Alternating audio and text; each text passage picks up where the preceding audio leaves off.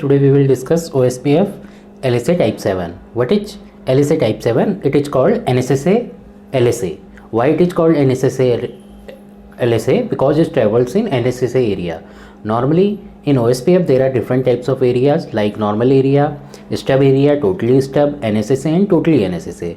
To know more about OSPF area, you can watch our videos which is especially made for different OSPF areas.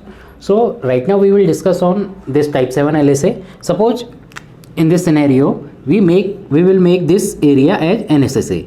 If we make this area as NSSA, then only type 7 LSA is allowed in this NSSA area. Type 5 LSA will be not allowed in this LSA. So here in our scenario there is R2 and R5 working as a ABR, and this router, they both are ABR, and this router is a ASBR. So external routes are connected with router 3. So normally this router 7 will get information of external route via type 5 LSA, but as type 5 LSA is not travel in this area, then how the route will reach to this area 2? So what happens, this ASBR will generate and type 7 LSA which will be propagated in this area only, and this ABR which is connected to this ASBR will convert that type 7 LSA into type 5 LSA.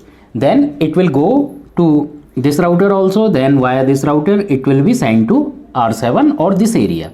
So area 0 and area 7 will have an idea how to reach what are the routes, external routes, even though it is connected to NSSA area. So it is generated by whom? It is generated by ASBR. NSSA ABR translate it into type 5 LSA.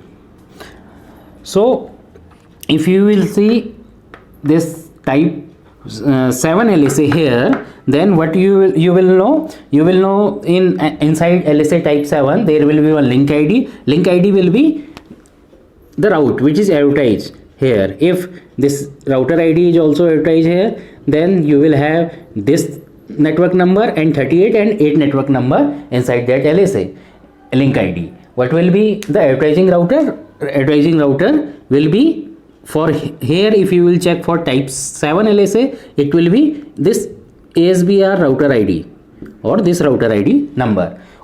Whereas in type 5 LSA, when you will check that thing, advertised router, it will having this router ID as a who has advertised that route.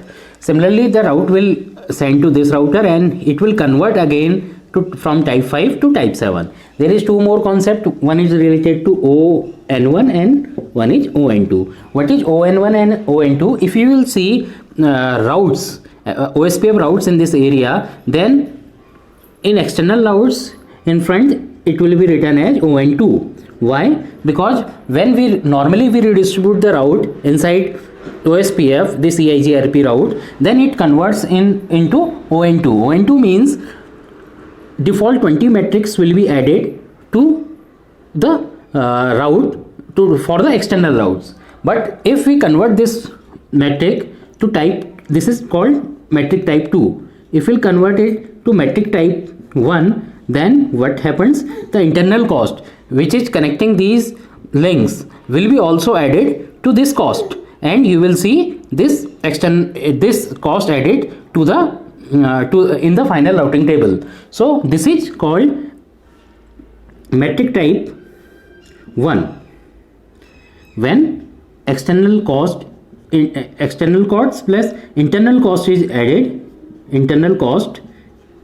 added, by default it as with router 5, by default as with this type 5 LSA, OE1 and OE2